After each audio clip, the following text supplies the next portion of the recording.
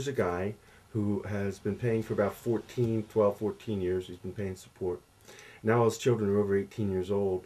2 of them are living with him, and he couldn't come up with the money last month because of economic times, obviously, not alone in that. So he didn't show up, and they got a warrant out for him. So then he couldn't make his probation meeting, so they got a warrant out for him. So I mentioned to Julie that obviously it's not in the best interest of the children.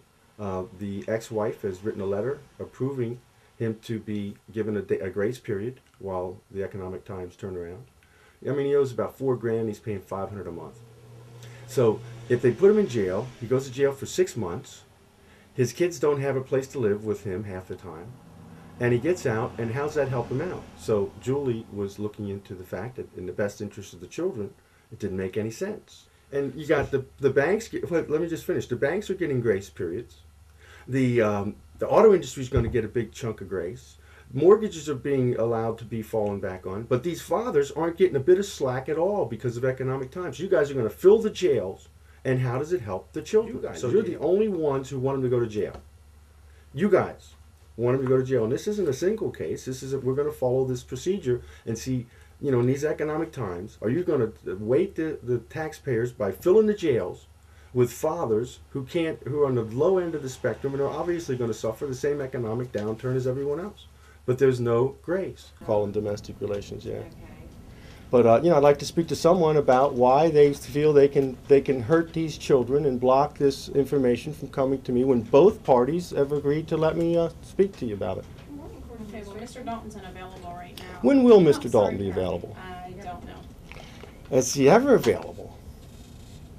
He is available at times, but he's not available today. Give me a time and I will be here. I cannot give you a time. She doesn't have her cell phone. You can either call in or you can send a letter in. I've been coming here for 2 years looking for Mr. Dalton, and he has never been available yet. Okay, well, currently he's not available. Well, give me a time when he can be available, or call me and let me know when I can come in and see him. How's that? You can give us a call. I can give you a call.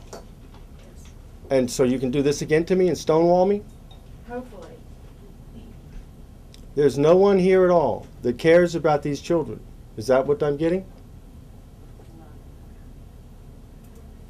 So you're putting words in, you're trying to put words in her mouth and you're not saying. I'm asking. Send someone out who cares about children. For Mr. Dalton, and he is not available. Then send someone out who cares about the best interest of the children.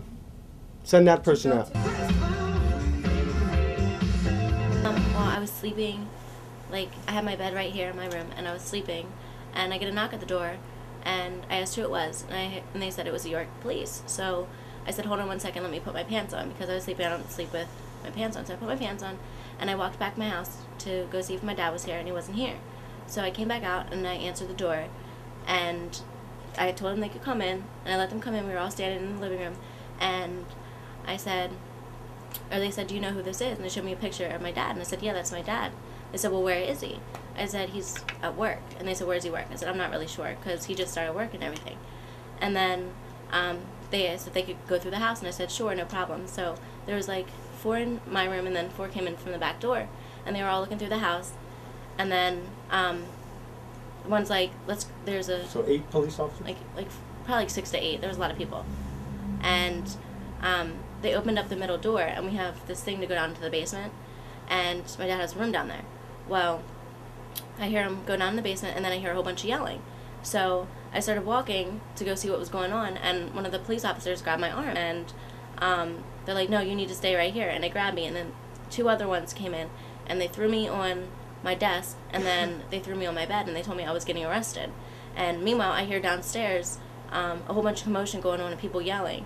And within like a 2-minute time period, I hear on the radios that they're cutting the locks to go to the basement, and they found him naked downstairs, and like things like that. So I guess they took him out around front naked and took him to the police car, and then they picked me up, and they took me and told me I was getting arrested, and took me out to the car with them.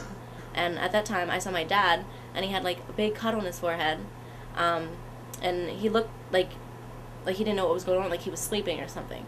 So he was naked, no underwear, just underwear? He didn't have underwear on. Completely naked? Completely naked. No, I think he had a shirt on. They took me to Central Booking, and I was there from like 11 o'clock to like 9:30. They took me up to see the judge. And I went in front of the judge, and he told me, he didn't let me have a chance to really explain. He just, I guess what they have to do is they just read it and then tell you what your bail is and everything. Right. And they told me that this is punishable with up to $250,000 fine and up to 5 years in prison. And I let them in my house. Like, I told them they could look at my house. I don't understand. And they got me for hindering the apprehension of a fugitive. Now, I don't understand where that comes in, because I let them in my house. I didn't give them false information. I really thought my dad was at work.